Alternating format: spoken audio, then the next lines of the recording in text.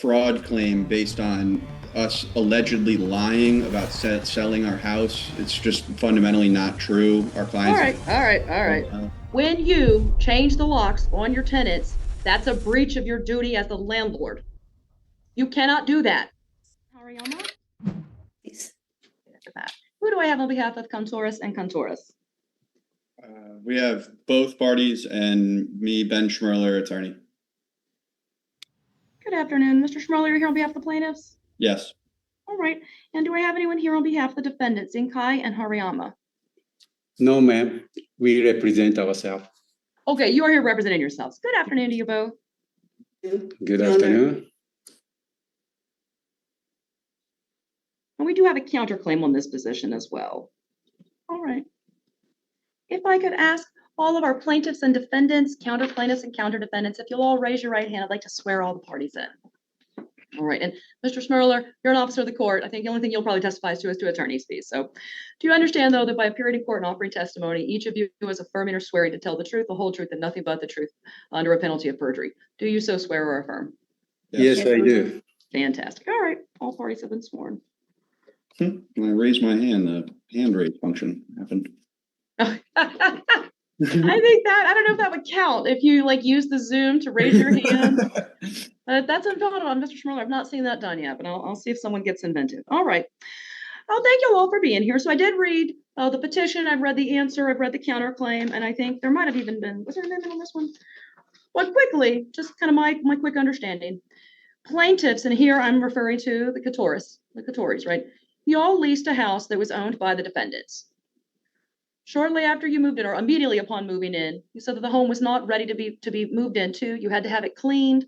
And then you said that the defendant wrongfully terminated the lease and changed the locks on you. And I think it was like 4 days later. And so there is a contract claim from the plaintiffs for a breach of contract, a wrongful eviction, and fraud. The defendant responded and is seeking for the lost rent because the lease was not completed. Originally, you indicated that the counterclaim, your total amount of damages was $41,000, and you were modifying that to reach our jurisdictional limit of $20,000. Is that a correct statement? Yes. Generally? Okay. Yes, Your Honor. All right. So let's start with the counterclaim, only because for that one, we're going to have a jurisdictional issue. So Mrs. Zenkai, Ms. Hariyama, and actually, who is who? I'm so sorry. I'm Junkai. Junkai. Yeah. Okay. This is Junkai, Mr. Hariyama. So the state of law, Texas law says that my kind of court, a justice court, has jurisdiction up to $20,000. If your actual damages are in excess of that, you cannot file in a court like mine. So what you can't do is, because what your claim said is that technically you've been harmed $41,000 by this breach of lease, but you were saying, well, I'll just sue for 20 because that's your limit. That's not possible in Texas. Law says that's called a cram down, and I cannot hear the case at all. So it would be dismissed for lack of jurisdiction.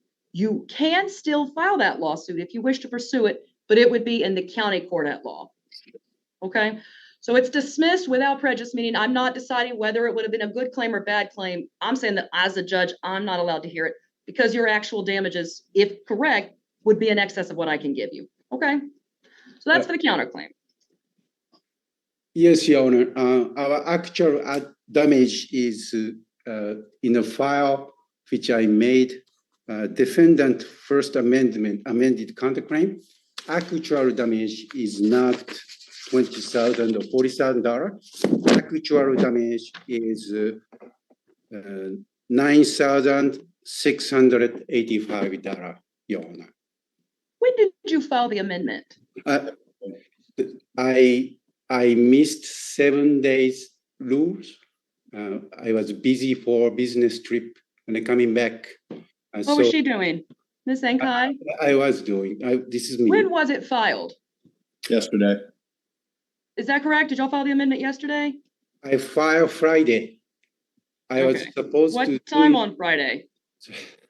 Sometime afternoon, 1, 2 p.m. Okay, so it got filed late. Mr. Schmeller, are you wanting to proceed? On their claim, I mean, we would object to their claim as a matter of law and for as untimely. I filed a motion saying that it was untimely yesterday. Further, their entire claim arises out of some allegation that my clients weren't actually trying to sell their house. Their house has been sold. So I thought the claim was for unpaid rent because they moved out. no, they have a fraud claim based on us allegedly lying about selling our house. It's just fundamentally not true. Our All clients. right, all right, all right. Let's be orderly. Let's take it like a court. All right, Mr. Schmerler, why don't you go ahead and make an opening statement? And Mr. Hariyama, Ms. Zekai, I'm going to go ahead and we'll just take all the information about the counterclaim and let's see where we get. All right, just know, but as you had filed it, definitely not somebody. If you're now saying no, our actual damages were something less, we'll take that and we'll see where we get. Mr. Schmerler, let's just hear it. We're justice court. All right. Real quick, because you're the plaintiff, Mr. Schmerler always gets to start. Because we have a counterclaim, Ms. Zekai, Mr. Hariyama, you'll also get a chance to make an opening statement and a closing statement, and we'll just kind of, the issues all arise out of the same thing. So it will probably be not as complicated as we think. All right, Mr. Schmerler, would you like to make your opening statement for me? Yeah. So this is a case about unpaid rent, as you said. Basically, my clients were trying to sell their house, and with the expectations that they would buy another house. They sold their house. They wanted to look for a place. They didn't want to buy a house that they weren't 100% sure on. So they sold their house with the idea of then renting for a year while they looked for a place to move in permanently. Okay. When basically they requested a walkthrough, they were given a 45-minute interview and a 5 to 10-minute run through of the house. They requested a formal walkthrough where they could do the inspection type tests where they're going to look at the faucets. They're going to look like a formal walkthrough. And the defendants basically said, you're not allowed to do a formal walkthrough until you pay the security deposit and the first month's rent. My clients made those payments, and were still not afforded a formal walkthrough. Basically, what ended up happening was in January rather of this year, my clients took possession of the house, walked. Is that when the lease began? Yes. Okay, so they signed a lease. Give me dates. They signed a lease.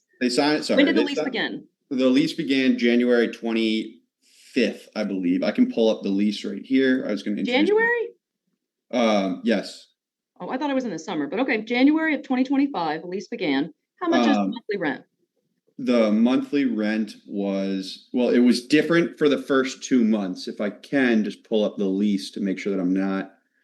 So the monthly rent was for the months of January and February was a combined $5,483. And the rent after that going forward from March of 2025 to January of 2026 was going to be $4,250 a month.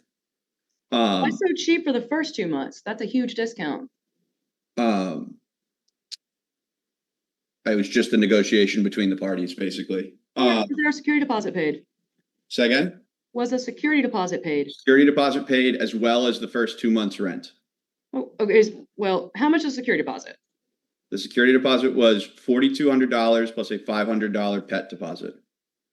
Is the pet deposit refundable? No, we're not asking for it. It's not I always like when they call it a deposit if it's non-refundable. It's not a deposit, it's a pet fee.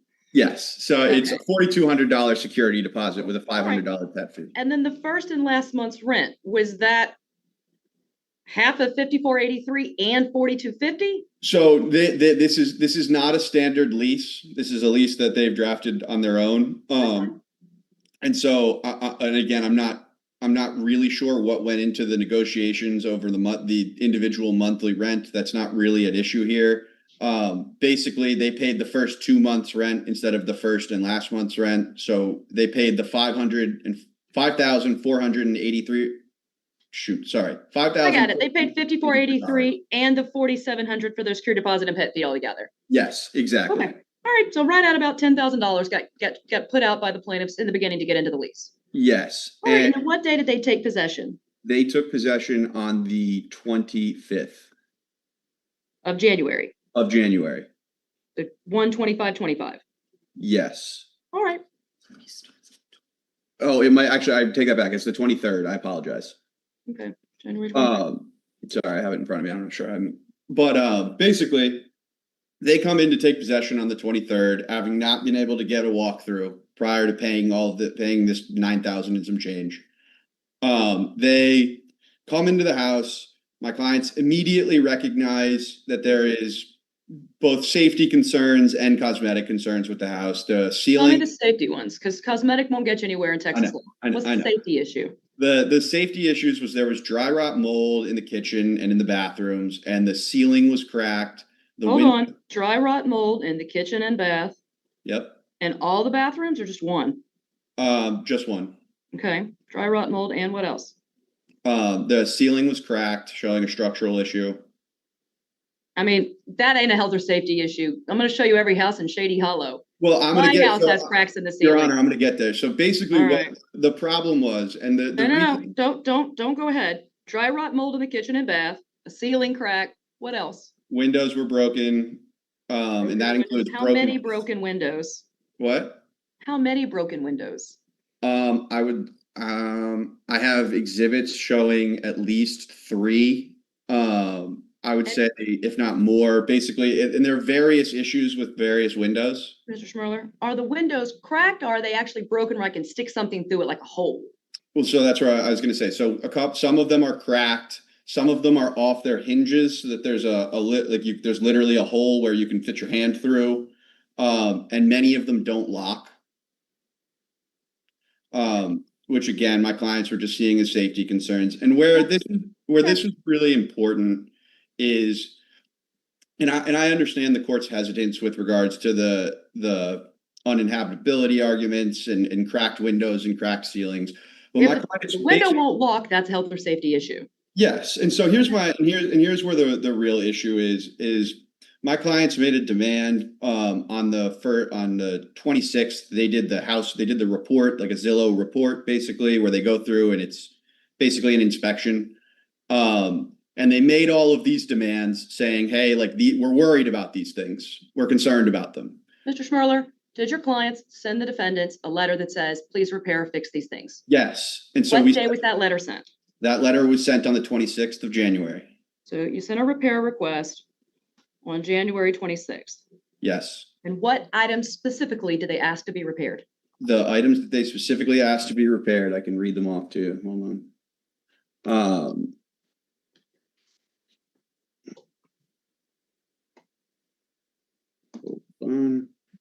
Select everything. Where is it? Is it above the pictures or below the pictures?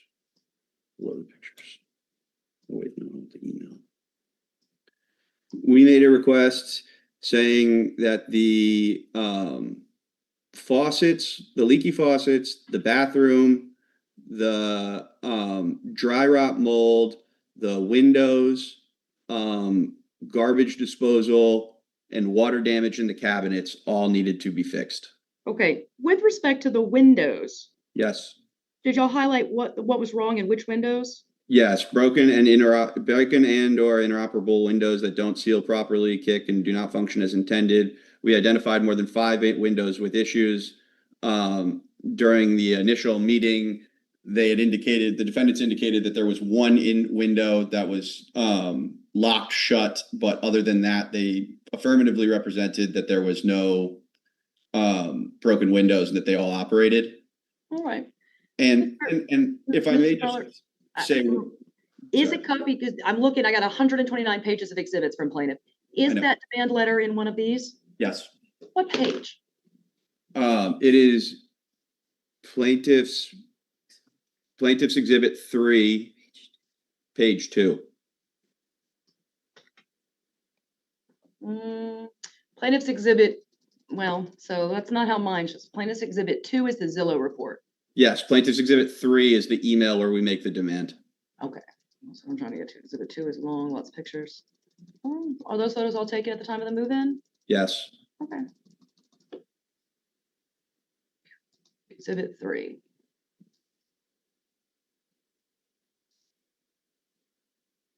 All right, so this is an email communication? Yes. All right. I'm just going to briefly share. I'm going to look at this and I don't see. It's under major issues. Yeah, no, I'm trying to cover up people's email addresses so I can share my screen and it not be, just showing the world everything here. Okay, I think we're good. I'm gonna share my screen now so y'all can see what I'm looking at. And I've just put a little white box over where some email addresses popped up.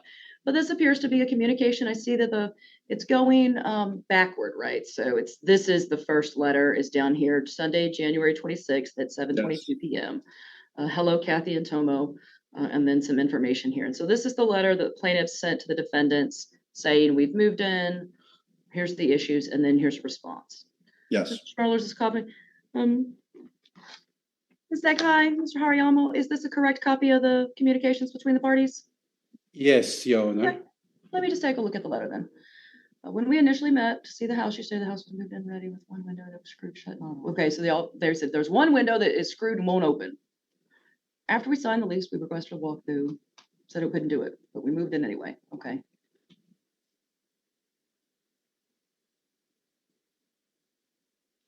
So y'all had a chance to walk through it, but you didn't. Garbage disposal won't turn on. Substantial leak to the hose bib. Bathroom light is shorting and turning off. This one should be checked, right? I definitely see that's an issue. Texas says garbage disposal doesn't have to come with it. Substantial leak at the horse bib. That goes to utilities. This one though, if you got something shorting, I'd be worried. All right, we did not inspect because carpet and tile are being cleaned. Great. Yeah, I mean, that's true. Stains are stains, but they're not considered actionable. You have a shirt that has stains on it. Texas law says it's still functioning as a shirt. If your lease doesn't require that it be provided to you in a pristine, absolutely perfect condition, Texas law says you're getting the best of the bargain, right? So I get it, but let's keep looking. Areas of concern that are beyond cosmetics. This would be the thing that we need to talk about. Major issues, broken or inoperable windows that don't seal, lock, or do not function. We've identified 5 windows with that issue, okay? Garbage disposal, water damage in the lower cabinets with sinks. Technically, Technus won't do that for you. The landlord doesn't have to test it. I had situations where unless you're already experiencing like a health or safety issue, it's considered a cosmetic thing. May I interject really quickly? Leaky faucets. Can I speak to that really fast? The Okay. mold issue. So, and this is where the habitability concerns from our perspective. Did you have anyone come in and inspect it? We scheduled it. They locked us out before we could test it. Okay. Leaky faucets in one of the bathrooms. Bathroom light turns on and off. This one's an issue. The windows is an issue. That's cosmetic. Many switches are not functioning. The on-off does not engage anything. Yeah, I'd want to know about that. All right, so definitely you've got some electrical and this window thing. That's a major concern. House isn't moving. All right, so due to these findings, we are not going to move in. We find that we cannot do it. We've canceled the movers. The house is not moving ready. We want a refund for our money and our deposit. Whoa. Okay. So you're offering a settlement with them. You're saying, I'll give you back January. And we want the money for the February because we're not going to move into this house. Yes. Please advise. And then you included a PDF of it. All right. It is. And then response, same night, literally 40 minutes later, right? We got your receipt as communicated. Replacing a few light bulbs, performing drywall touch-up. The rack was there before. We removed them. We need to touch up. Otherwise, we don't need painting. We said we'll fix the garbage. So, okay. Regarding the outdoor, we're aware of a minor leak. We tighten it. If there's other issues like the shower, willing to assess and resolve them. You cannot blame us on possible mode. And we agreed. And we have text messages where we. Mr. Schmerler, I'm reading still, right? Nowhere in here does it address fixing the windows.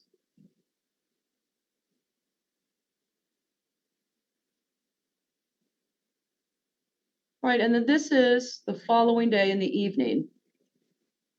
From the defendants to the plaintiffs. Attached is the notice. We confirmed that Pano entered the house. We also confirmed the garage remote was left and nothing else as personal belongings were moved in.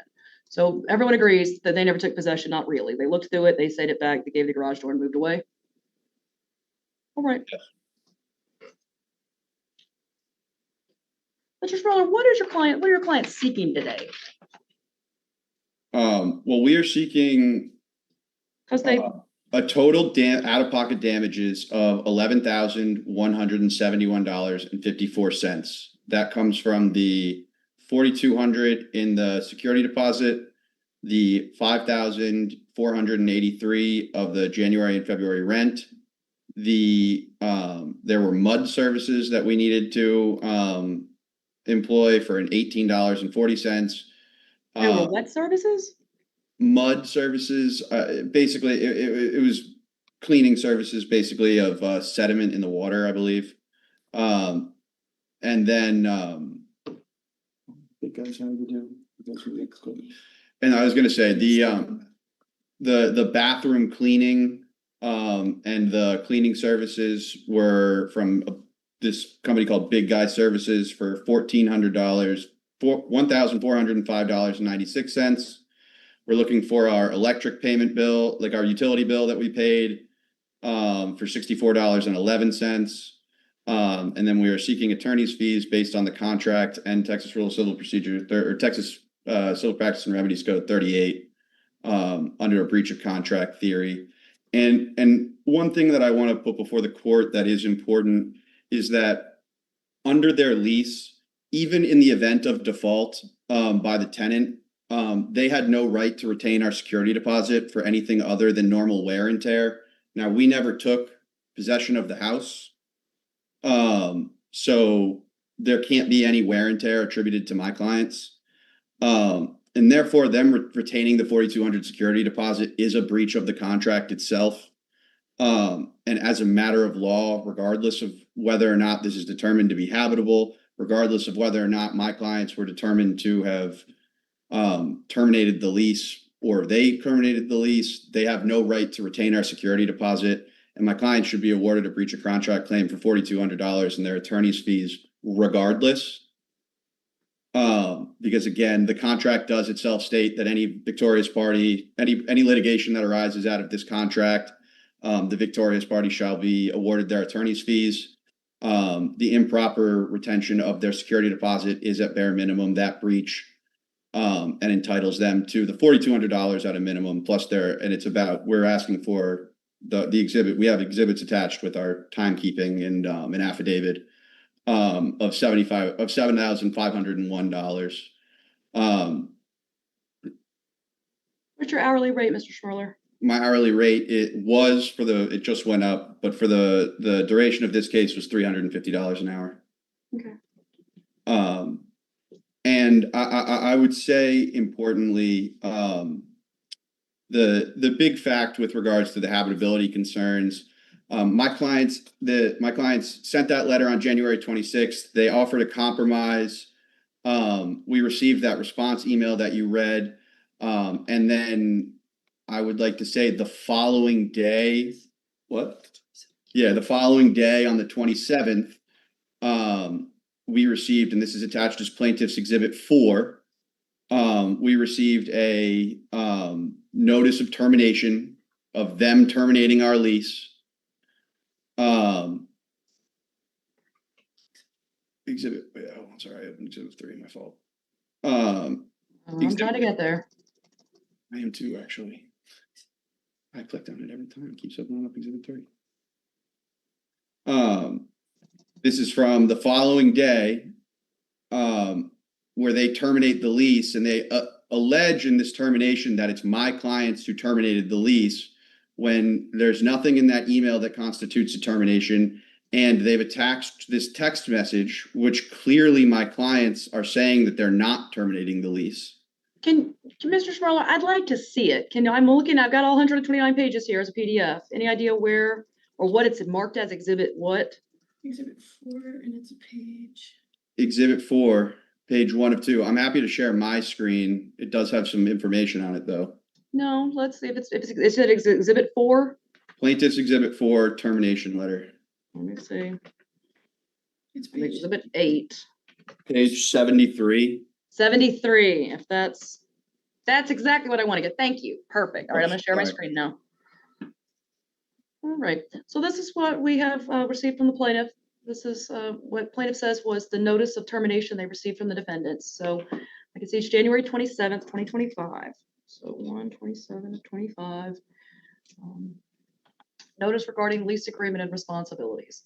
We're writing regarding your recent unfortunate email to terminate your lease. As you've indicated no intention to proceed, this constitutes a lease break under the terms. We acknowledge the garage door has been returned. Since you have broken the lease and did not admit any personal, please simply discard the key.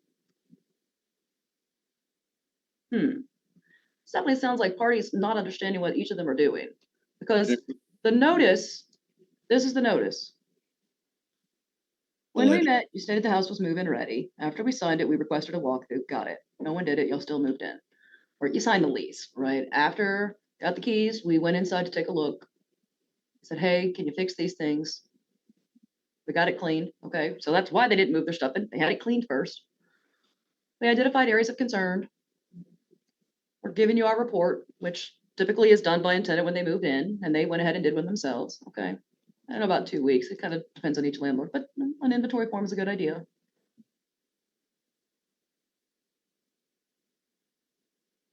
I mean, right here, they do request a termination of the lease, right?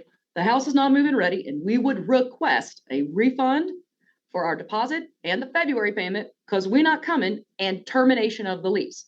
And then they offer how to get out of it. Hey, we want to end. Here's what we're offering to do. And their response from the defendants is, you've ended the lease. We say that counts as a lease break. We acknowledge the garage remote's been returned. What I hear then is that a lease was broken, but you're saying you had a right to break it because it was not habitable. No, what I'm going to say is if you look on that, Mr. Schmerler, how else can I interpret this language? that's We what request I'm telling you. a termination of the lease. I'm going to show you. So if you go back to that exhibit, that page 73, they say attached as exhibit A. If you go on attached as exhibit A, that is a text message where it's a text message from the following day between our clients, where they ask us, like, hey, we sent you an email and we said we are evaluating our options, continuing our inspections, and getting a second opinion. That was sent on the 27th.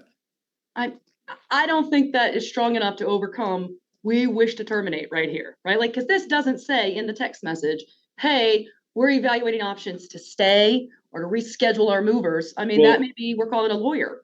Well, I don't it's know. continuing our inspections is what is the important part of that, because they were We are evaluating our options. Yes. But that does not, Mr. Schmerler, that does not change the very clear language used in the letter 2 days earlier. Termination. And again, they responded, I got it, and they respond, and again, this was a suggestion of what we could do going forward. And they took it and said, all right, you want to terminate? We agree. You're gone. Well, actually, and now we're getting into the damages. They responded to the email saying that, hey, you're going to be responsible for for the whole lease terms rent. Sure, they're not going to get that. They're not going to get that. No, I know. They said that in the email responsive to the one on the 26th. They then sent us a text message in the morning following that, saying, what do you want to do? And they said, we're evaluating our options and continuing our inspections and getting a second opinion. And again, had there been any communication, like they had scheduled inspectors, and they had told the parties, hey, we're going to continue to get this tested. We would like to see if this is a habitability concern and then we can terminate the lease correctly. Okay. It was just a clear indication that they were not trying to terminate the lease until they had done more due diligence. Mr. Schmerler, did there come a point where the defendants changed the locks so that your clients were no longer allowed entry? Yes. 4 days. So that happened. If we moved in on the 23rd, that was a Thursday. They locked it by the following Monday, 4 days later. So the 27th. What day would that be? I'll tell you. Hold on. Let me see. January of this year? Yes, it was, again, 4 days after. I would say it's the 27th, but hold on a second. Let me pull up my calendar. Monday the 27th. Senator Zaffarini calendar. She sends out just the piece. And if y'all want so fancy, I guess. Monday the 27th. Monday the 27th. Okay. Was when they had changed the locks. And again, my clients were unable to continue inspecting the property to determine whether or not there was habitability concerns. Yeah, I got it. If the locks are changed, you don't have access to it. Did your client, after the locks were changed, come to the court and seek a writ of reentry? No. Did they take any action to get back into the property? No, At any point after the locks were changed, did your clients receive an itemization as to their security deposit? no, Did your client provide a forwarding address? I don't know. I'd have to ask them. I'm not, That's a question to ask right now. It's gonna Ben, trigger Alexis- things under the property code. Did you give a new address after you left? So they changed the locks on you. You didn't try to get back in. Did you say, here's my address, mail me my security deposit? Yeah, yes. They're on mute. Your client's got to unmute so we can hear it.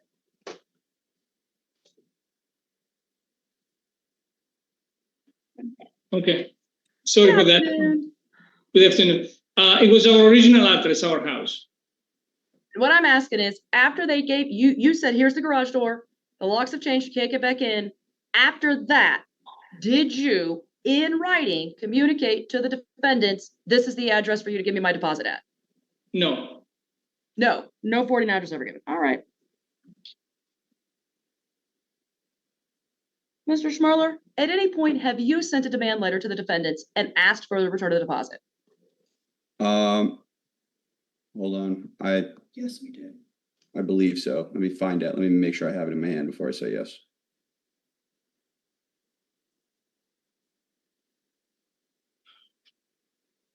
So we sent this chapter 27 letter, correct?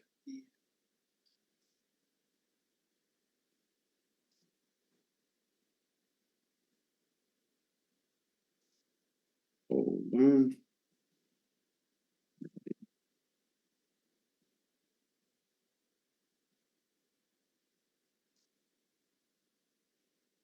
We found it.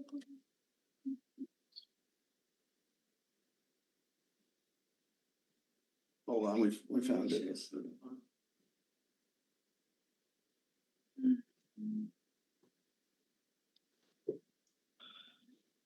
Right one?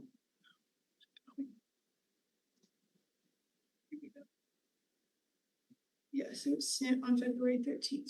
Yes, it was sent on February 13th, 2025. You said February 13th? Yes. Where is that? Okay. So within the first month of them moving out or the lease ending, plaintiff did send a request for reimbursement? Yes. Okay. You said that was the 13th? Yes. All right. Did your office receive a response to that demand? No.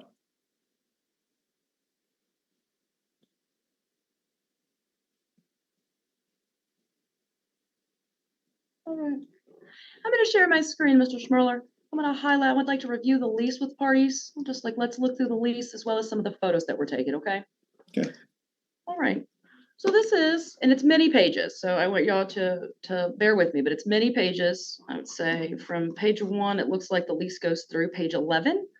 And then, well, yeah, I think it does about page 11. So let's just look through this together. I can see that this is a lease that was created most likely by the defendants, or at least it is not a template lease in the way that I typically see something like a Texas Association of Realtors or a Texas Apartment Association lease. It has many of the same terms and conditions, but it is not in that format. So we'll just take a look. So identify the land, identify the premises, identify the occupancy. It's for personal use only. Terms of the tenancy, I can see exactly what y'all said, kind of an odd thing. It is sort of the end of a month and then go to then, which then explains more why the rent was a little bit different. So it was actually March to January the 5th, but that first 2 months were that something different. So yeah, much different, prorated, and then a full month for February. Okay. And then they give some account numbers.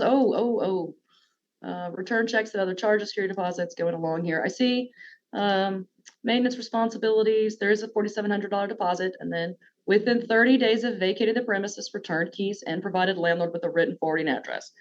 So the lease was ended, locks changed January 27th. Counsel for the plaintiff say that on February 13th, within 30 days, they did make a demand with an address and say, please provide me with a deposit in full.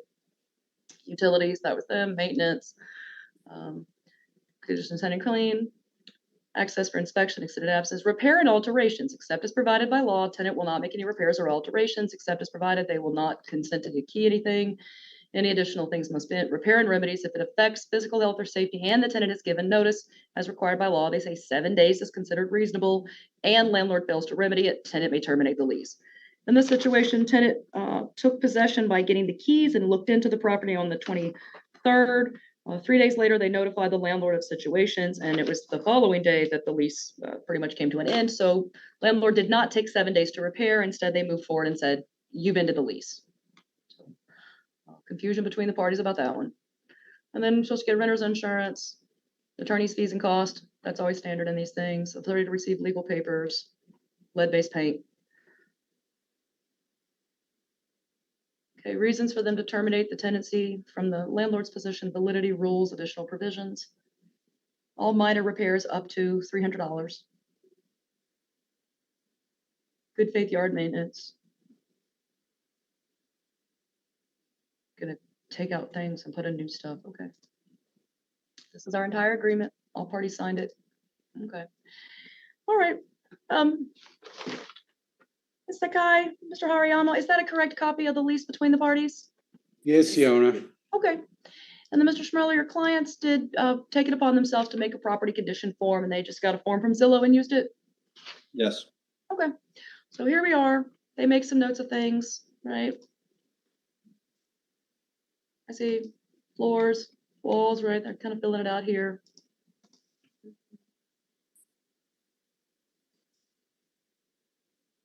Paint, paint.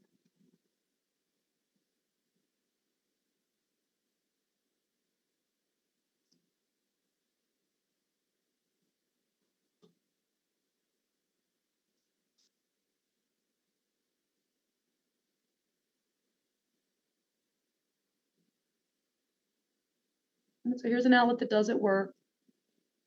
2 burned out. We're not sure about this one in the closet.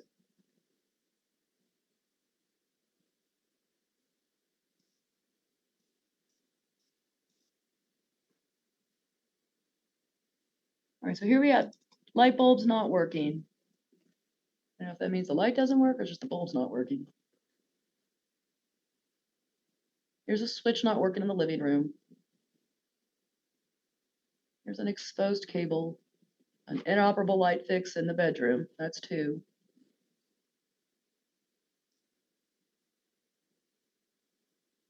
There's the 3rd one in the bathroom.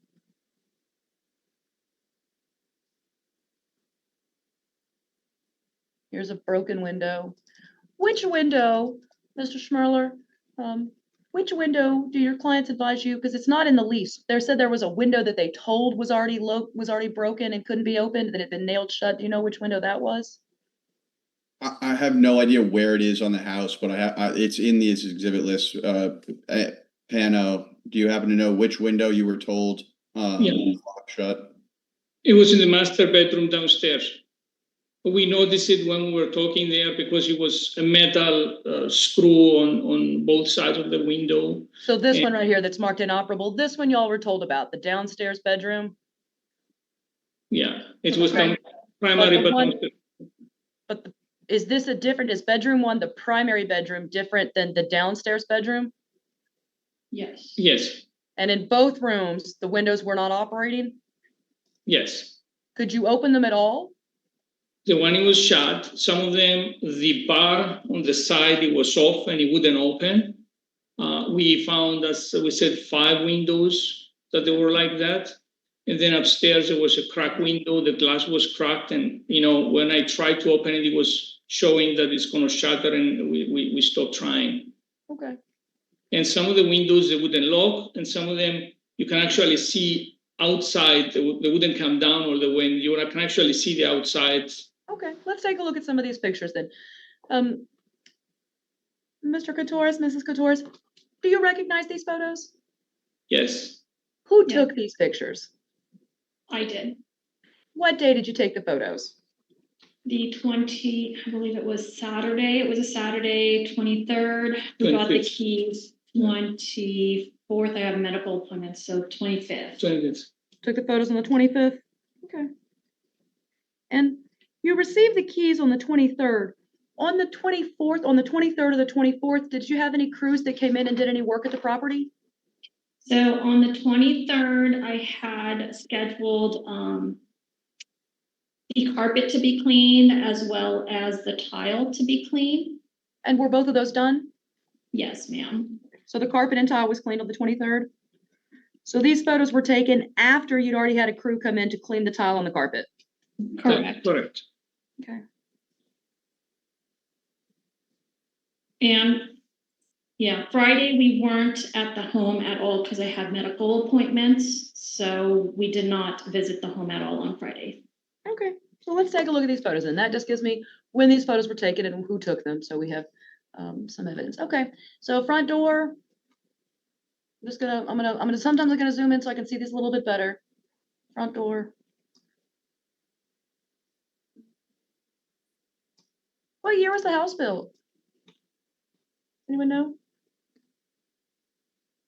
2021. Oh, this is a brand new house? I'm sorry, 2001. You are. 2001. That I believe, because I'm like, that front door looks, I know a lot of people with that front door, and that is not that's definitely a different time. Okay, all right, that just gives me, so we're gonna looking at a house that's about 25 years old now, or 24 years old. Ooh, that's a pretty chair rail.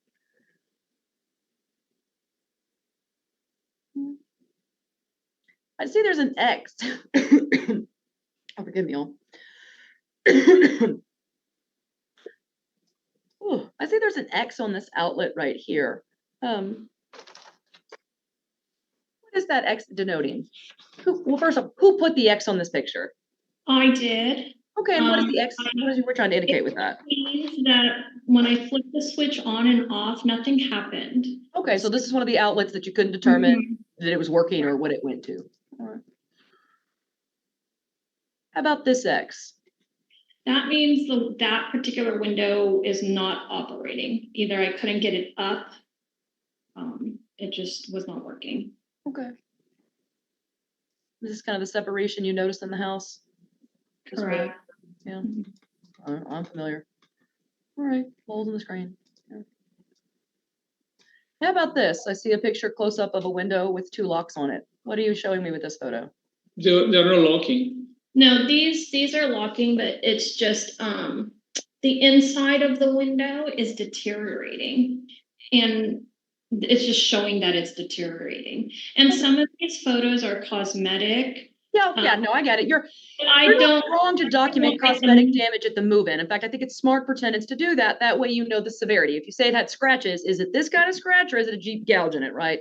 So I'm gonna look at all the photos. I absolutely understand that some of these are not things that it would be actionable that you would even have pointed out to the landlord. Just you're making note. This is what you got day one when you took the keys and you looked at Exactly. it. Okay. All right. So I'm looking for the things I'm looking for, which are the health or safety issues, right? So I see it's like this is no fun, but unless you've got a big swarm of them, typically that doesn't fall within our health or safety issues. The odd one here and there, right? Let me watch out. A cricket's going to follow my head from this pop-in sealants here. All right, now there's a lot of circles on this. Is this just showing that these are scuffed, that there's paint marks missing? Okay. Mhm. Okay. And then up here, these doorknobs. Same. Okay. All right.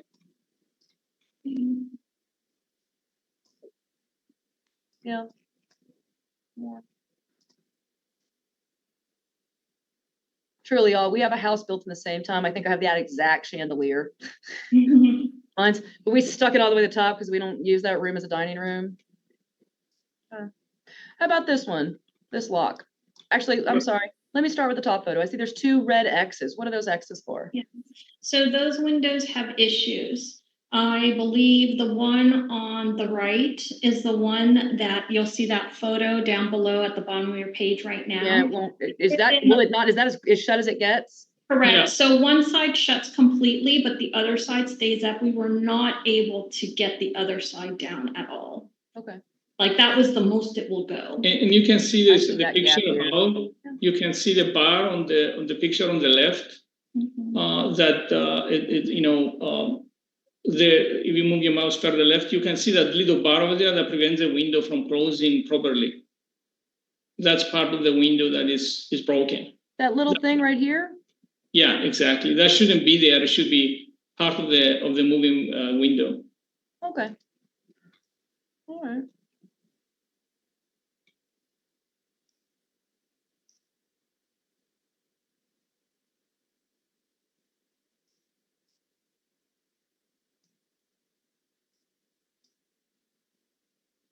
dirt daubers.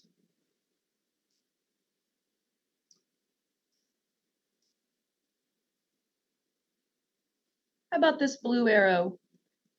Are these That's are just blinds the shutter. broken? Yeah, Yeah. that's just the shutter. Okay.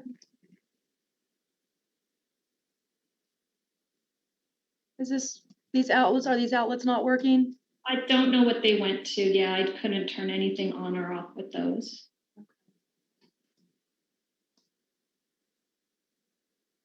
And I don't know, maybe it was light bulbs, maybe it was something else. I don't know. I don't know what the issue was. That's your range top or the stove. Mm-hmm. Yeah, that looks like a leak. I see what you mean.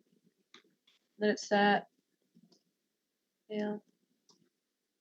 That was the main concern that we had when we Oh, visited. this is the window, I'm sorry. This is the window that they did shut. They see the metal piece on the right-hand side on the bottom picture. Yeah. That is what they put there, so we're not able to open or close that window. Okay. Is that window within this room here? Yeah, I believe it's the one across from the entry door.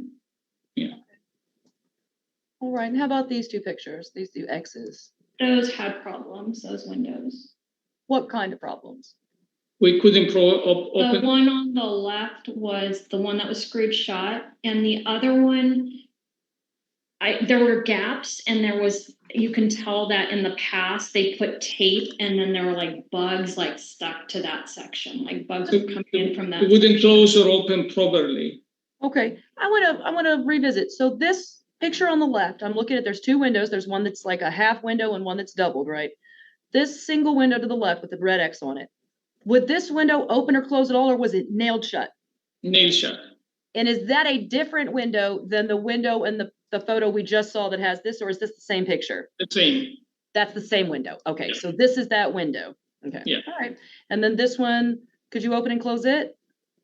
I don't think we tried. No. It. We just saw that they had taped it in the past. Honestly, we were very scared. We did not want to damage anything in that house Okay. by opening and closing, or because it looked like it was in bad condition.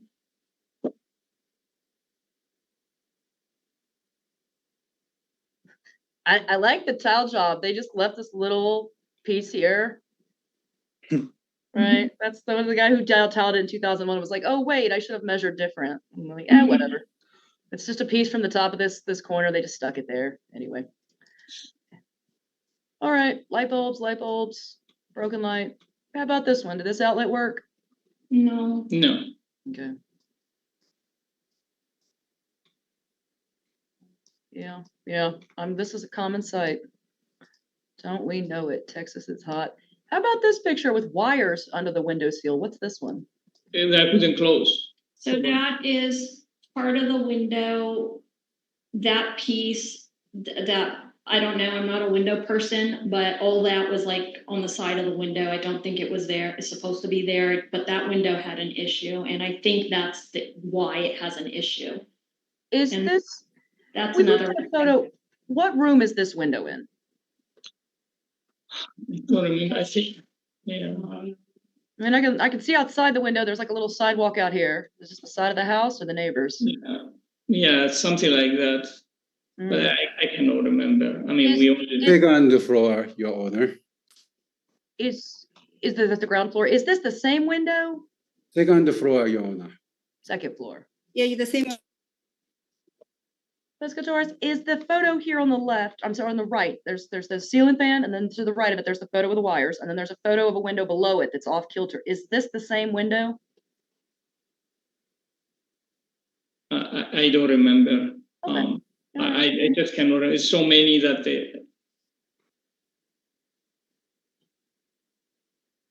That wallpaper. Yeah.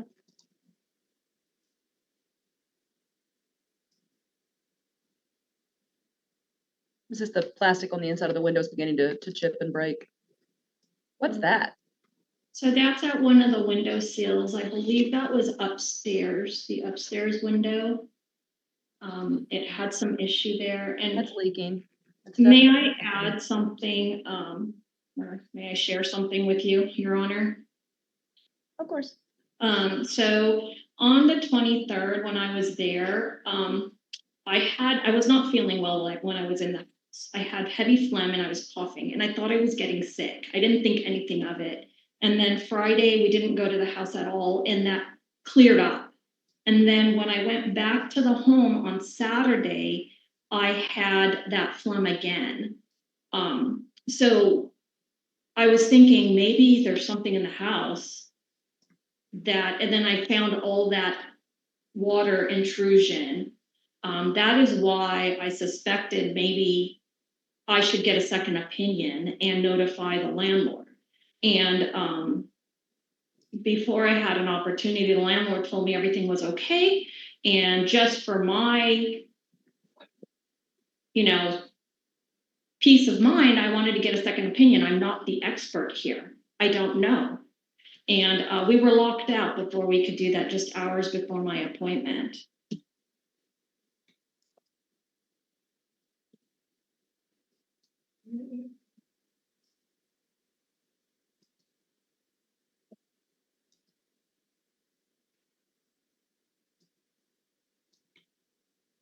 What are these pictures of? It's in the laundry room, the outlet in the laundry room. We were just testing to see if there was power to that outlet. And the top one did have power, but the bottom one did not. Whose hand is that? That's my hand. Okay, so you were testing the electricity. Is this the only outlet that you found didn't have any electricity in it? I didn't test know what it. it went to? I didn't test everything. I just tested this because that's where we're supposed to be plugging stuff in the laundry. And I just wanted to make sure that it worked. I didn't test all the outlets in the house. Is this in the laundry room? What's this?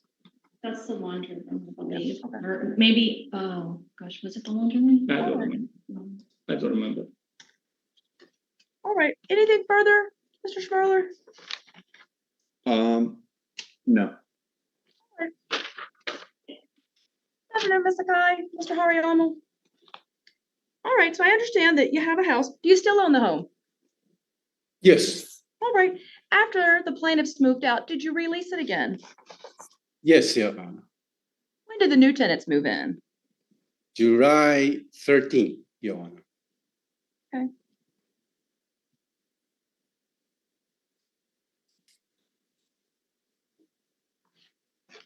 That's a beautiful home. What's the square footage? 3,500. 3,500. Yeah. You answer. Oh, all right. You answer. Were you able to get, when you relet it, was it for $4,250 again? Or did you get more money the second time? For the second time, currently is 3950. 350.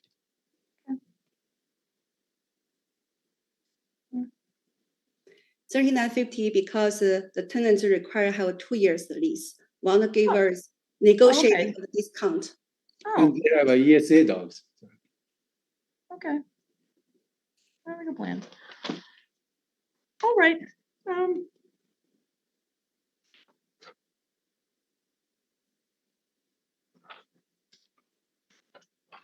In the photos that I just reviewed that were taken by the plaintiffs, did you see any photos that you thought were inaccurate or mischaracterized? Or are those photos all accurate to the way the property looks? Yes, Your Honor. There are many pictures, eccentric, microscopic pictures taken by plaintiff. Okay. Now, when you received the email from the plaintiffs that said, we took the keys, we've looked at it, here's the things we have, and then you responded, in your response, you indicate that that you believe they were terminating the lease and that therefore the lease is now terminated. Is that correct? Yes, Your Honor. And Okay. then we have a precise timeline to unfold the sequence of event. All right. When did you have the locks changed? It is after we confirm their not move-in, abandonment, and non-repudiation of termination notice. I rekeyed it on January 27, I think, night. Okay. January 27. All right. Now, did you receive the letter from Mr. Schmerler in February asking for the return of his client's deposit? Yes, Your Honor. Okay. Did you respond to his letter? Yes, ma'am. When did you respond to his letter? Immediately, I think, within a week, I think we mailed out. Do you have a And copy of your response? I do have everything in my exhibit. I attempted to submit, but I failed 7 days. Let me take a look. We have several things, so let me look in here and see if I can. Thank find it. you. Absolutely. Okay.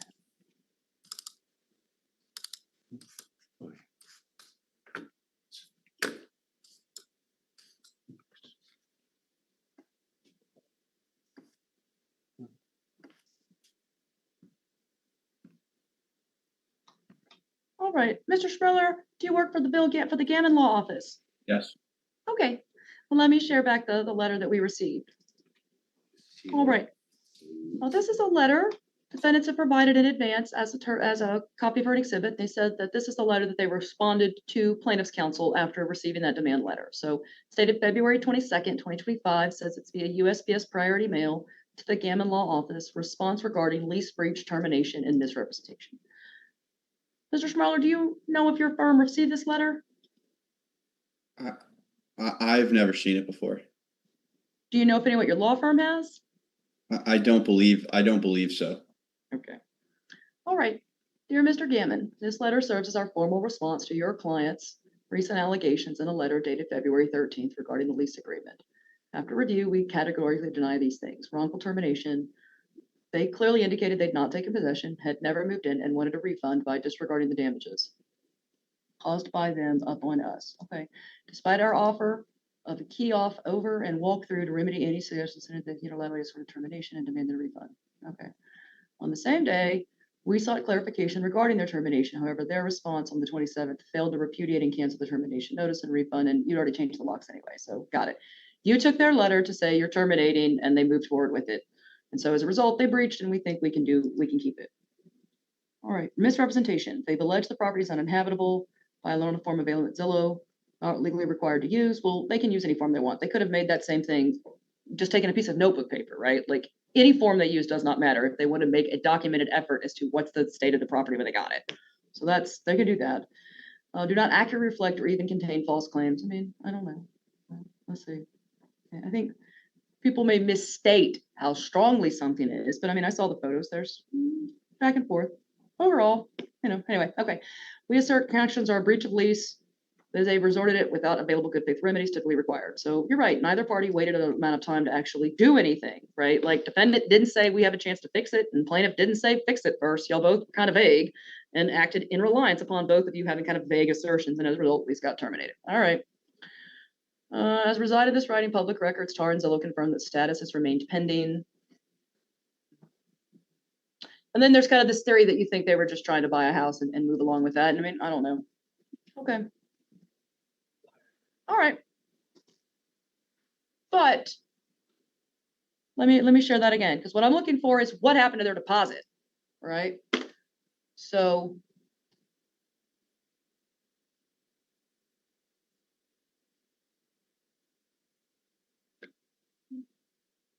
we cease and desist that we demand that they cease and desist from making unfounded allegations. They remain financially responsible for the full term lease unless and until we secure another tenant. I mean, that's not completely inaccurate to some degree. Failure to comply with calculations and liabilities and damages, but you did not in any way, shape, or form mention their security deposit. All right, so that's a violation of the Texas Property Code right there. All right, y'all. And Mr. Hariyama, you said you filed an amended petition today on your counterclaim, correct? Or you filed it just a few days ago? Yes, yes. All right, let me pull that up real quick. Let me just see what you had removed it down to, or what you had amended to. Okay. Including. First amended counterclaim. Let's take a look. Damages. Our tenants moved in July 12th. Okay. No. Okay. All right, guys. Thank you all very, very much for all of your attention and the information you've given me today. But I think I already know where we can go with this one. All right. Both couples behaved as many couples do. I don't actually find that anyone behaved completely irrationally with how they went about it, right? I think that the house that was being rented is a home that's not uncommon and in most part fine and dandy for the many things. Absent The issue with the windows, that is a health or safety issue. You cannot have a home in which the windows are not opening and closing, and in which they need to have a repair. Now, having said that, the lease and the law, even if you had just handshook it, says that the landlord has an opportunity to fix the problem. What I definitely see, per the language used by both parties, is that an understandable misunderstanding occurred, right? Confusion happens here. Y'all thought, well, we might terminate if you don't fix it. We want to try to figure out if there's really a problem. But definitely the way you wrote it, asking for offering to terminate and offering the money, I can see why the defendants said you're terminating. And then there was this sort of vagueness in that little bit of text message and not any real honest to God, like pick the phone up and call one another, despite y'all having done that in advance. So locks got changed. Per the statute, once the locks were changed and the tenants did not seek to have a writ of reentry, because you would have gotten back into the property if you come to the court and said, hey, my landlord locked me out illegally, right? You didn't do that, which I take to be a ratification of this position that, we don't really want to lease here anymore. Let's all call it a day and come to the end. What money was spent? So the plaintiff paid a security deposit and they paid for January and February rent. The defendants were not able or did not relet that property until, I wrote it down. Was it July? Is that what we said? July 13th. July Okay. 13, despite our active tenant placement, Your Honor. All right. Now, under the property code in Texas, once the lease ends and the tenant provides you with a boarding address, even if they've breached the lease and moved out early, you have an obligation as the landlord to provide an itemization or a refund within 30 days. Failure to do that prevents you from recouping anything whatsoever. And in fact, failure to itemize is deemed as a bad faith act, and that would allow the plaintiffs to seek treble damages. I don't find this to be in the same frame. I think there is a misunderstanding and a misapplication on both sides about what your options and obligations are. I do feel, though, that it would be unfair to allow the plaintiffs to lose all of their money when they did not get the benefit of the bargain, certainly with regard to living there for February or with regard to their security deposit. Now, having said that, because there was this sort of strange breach by both sides, it really does. Y'all seem to have acted in misreliance upon some confusion there. The defendants didn't rent the property out for several more months, right? So they otherwise had anticipated making some income, which they could not because tenants didn't ratify and come back in to keep paying the rent and then inspect it and then prove their case. They just said, cool, the locks are changed, we'll move along, and did. And that may be for the benefit of everyone. So what does that mean in terms of damages? All right. So you put down $4,200 for your deposit. You paid $54.83 for January and February, and y'all already broke that down for me, right? Didn't y'all break that out in that lease in a beautiful way as to what January was versus the other? Yes. Sure. That's right. January was $12.33. Okay.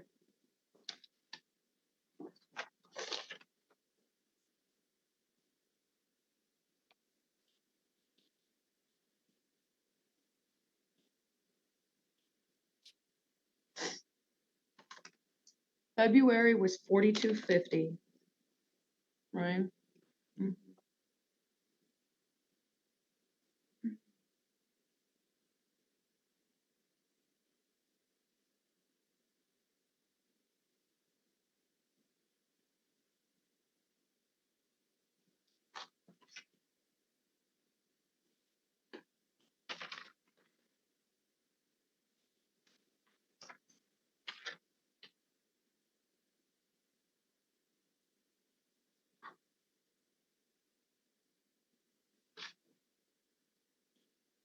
All right.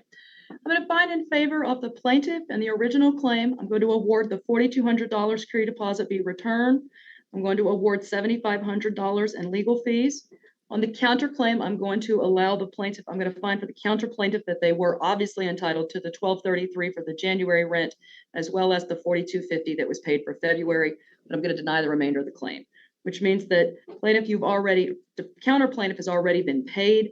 And so as a result, the money that should come back to the plaintiffs in this case. So the judgment will be, and I will stop saying plaintiff and defendant to make it clear. The judgment is on behalf of Mr. Katoris and Mrs. Katoris. You are going to receive $4,200 of actual damages, which is your return deposit, and $7,500 in your attorney's fees. On the counterclaim, Essentially, you're going to take nothing because I find that you've already been compensated by keeping the rent for January and February. All right, so counter plaintiff takes nothing. Original plaintiff, it's going to be $4,200 in actual damages and $7,500 for the attorney's fee, so that your total award is $11,700. All right, and also your cost of court. Now, both parties have the right to appeal me. You have 21 days to appeal the decision of the court. If you take no action, the judgment becomes final on day 22. You do not have to wait for the appeal period to finish before you start contacting one another about settlement or payment or post-judgment collection. But again, if you take no action, it becomes final on day 22. All right. Do I need to get you an order, or do you guys have No, Mr. Schmerler, we've got an order for justice court, but I appreciate it. All right. Can I answer any questions? May I have our words regarding their failed sales of excursion way and recent completed sales of excursion way? I know your Honor covered my counterclaim, pretty much a good portion. And we know that plaintiff's attorney spelled out so many untrue facts. Yeah. We possess a video, pictures of very detailed walking through broken windows, accused, leaky faucet. We have everything to counter their accusations. I wish your Honor to take this into account. Therefore, I know we spend time, but we would like to orally request, postpone, or allow us to submit the original video files, then allow us to state our position regarding condition of house.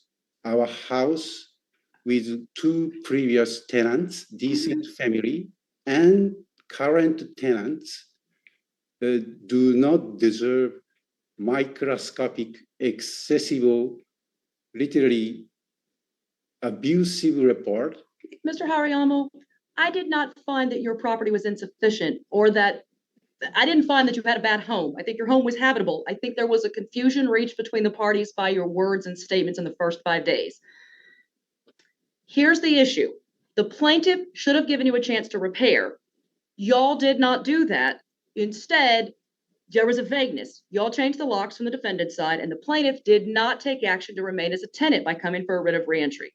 That is why I find that both parties breached the lease in their own form or fashion. Yes. Your Honor, Sylvia, so we have been patiently listened about the plaintiff standard lawyer and your discovery process. So I want to grab the chance and then to list a few items. Number one, plaintiff physically viewed our house physically. They spent their 2 hours and before sign a contract, and even chat with us, said they had the motivation to sell their current house because the husband's job is close to the hills and that they want to get in closer. So we gave them enough time at that moment before signing a contract, they can go through everything. Number two, when during that time, and then we have one window, we clearly acknowledge that we also offer them, if you have anything, and just list those, and then we will offer to repair.